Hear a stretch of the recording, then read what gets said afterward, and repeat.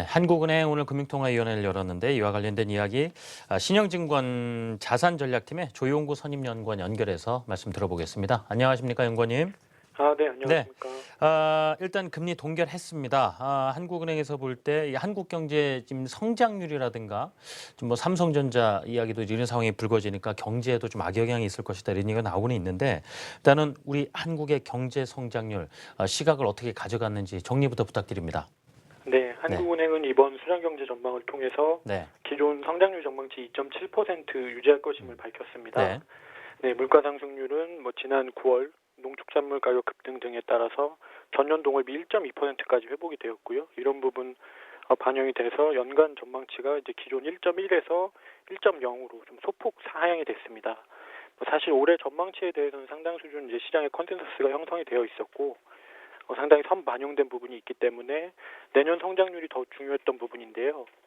이 부분에 대해서 한은은 이제 내년 성장률을 2.9에서 0.1%포인트 하향한 2.8%, 물가 상승률은 기존 1.9% 유지했고요. 이 부분은 또 내년 전망치가 상하방 리스크를 균형 있게 보고 있다.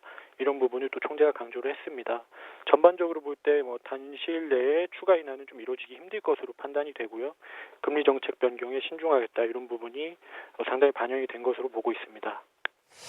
그런데 뭐 많은 분들이 알고 계시겠습니다만은 최근에 정부와 한국은행 간의 어떤 경제 정책을 구사하는 데 있어서 이 좀 손뼉이 마주쳐야 또 소리가 날 텐데 상당히 엇박자를 내고 있는 부분이 있지 않습니까? 그만큼 이 경제를 바라보는 인식 자체가 좀 크게 어긋나 있다고 봐야 될 텐데 이런 좀 한국은행과 정부 간의 인식 차이가 계속 좀 당분 계속 될까요? 이 부분은 어떻게 해석을 하십니까?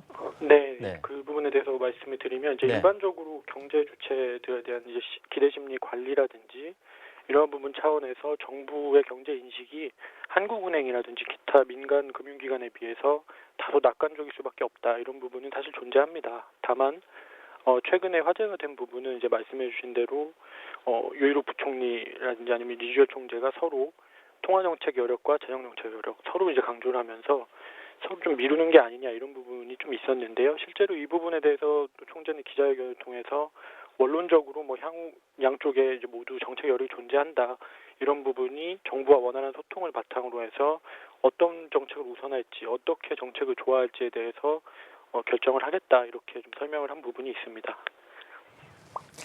네, 알겠습니다. 그러면 끝으로 지금 뭐 김영란법에 삼성전자 또 현대차 사태 별로 좋지 않죠. 또 가계부채에 대한 고민거리도 많이 안고 있는데 금융통화위원회 향후 우리 한국 경제 봤을 때 뭐 금리 전망이라든가 이런 부분에 대해서 그대로 정리를 부탁드리겠습니다.